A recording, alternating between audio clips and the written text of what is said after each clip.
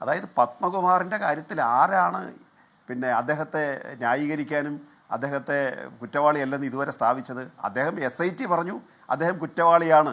ഞങ്ങൾക്കും അതിൽ തർക്കമില്ല, വരട്ടെ. അതിൻ്റെ അന്വേഷണം ഒരു നിഗമനത്തിലും നമ്മൾ എത്തിയിട്ടില്ലല്ലോ. ഇപ്പോൾ ഇടയ്ക്കിടയ്ക്കുള്ള റിമാൻഡ് റിപ്പോർട്ടുകളല്ലേ കൊടുക്കുന്നത്.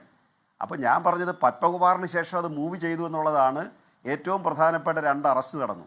സ്വർണം വാങ്ങിച്ച ആളും മാറ്റി തീർത്ത ആളും അറസ്റ്റ് നടന്നു കഴിഞ്ഞല്ലോ. അപ്പോഴാണ് കേരളം ഞെട്ടിക്കുന്ന കുറച്ച് വിവരങ്ങൾ കണ്ടത്. ആ ഞെട്ടിക്കുന്ന വിവരങ്ങളിൽ ഇവരുടെയൊക്കെ ബന്ധം ആരുമായിട്ടായിരുന്നു എന്നുള്ളതാണ്. ആ ബന്ധവും പുറത്തു വന്നു കഴിഞ്ഞു. അപ്പോൾ അതുകൊണ്ട് ഇത് പിന്നെ അവസാനിക്കുകയല്ല, ഏതൊക്കെ തരത്തിലേക്ക് ഇത് പോയി എന്നുള്ളതാണ്. ഇതിൻ്റെ ഫോറൻസിക് പരിശോധന നടക്കുമ്പോൾ സംഗതി വ്യക്തമാവും. ഇപ്പോൾ സ്വർണം ശബരിമലയിലെയാണോ അയാളിൽ നിന്ന് വീണ്ടെടുത്തത് എന്നുള്ളത് ഫോറൻസിക് പരിശോധനയുടെ ഭാഗമായി നടക്കേണ്ടതാണ്. കൃത്യമായി ആ പരിശോധന നടത്തി അത് കോടതിയിൽ എത്തിക്കേണ്ട ബാധ്യത SITക്കുണ്ട്. SIT ഒരു കാല് പിറകോട്ട് വെച്ചത് 2 കാല് മുന്നോട്ട് വെക്കാനായിരുന്നു എന്നുള്ളത് നമ്മൾ കഴിഞ്ഞ ദിവസത്തെ അറസ്റ്റോടുകൂടി ബോധ്യപ്പെട്ടു. അല്ലെങ്കിൽ അത്രയും തീവ്രമായി ബോധ്യപ്പെട്ടതിൻ്റെ അടിസ്ഥാനത്തിലാണ് SIT അവരെ 2 പേരെയും അറസ്റ്റ് ചെയ്തിട്ടുള്ളത്. അതുകൊണ്ട് ശബരിമല കേസ് നമ്മൾ ഈ കഴിഞ്ഞ ദിവസങ്ങളിൽ കണ്ടതുപോലല്ല. ആർക്കെതിരെ ആക്ഷേപം ഉന്നയിച്ചോ അതൊന്നുമല്ല വരാൻ പോകുന്നത്.